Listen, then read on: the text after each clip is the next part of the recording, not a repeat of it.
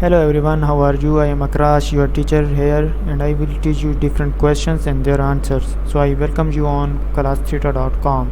So our today's question is: administrative costs include multiple choice questions: A. Factory maintenance, workers' wages and factory supervisors' salaries; B. Shipping costs and sales commissions; C. Executive compensation and public relations costs; D. Sales commissions and factory supervisor salaries.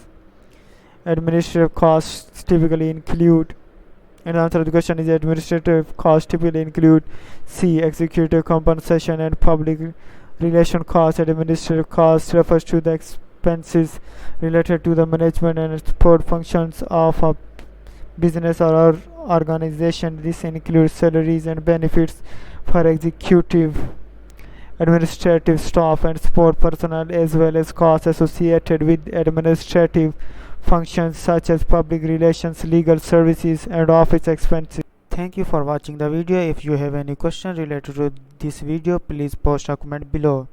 If you have any question in your mind, you can also post on the website and I will be answering you in the next video. Thank you for engaging with us. Until next video, bye bye.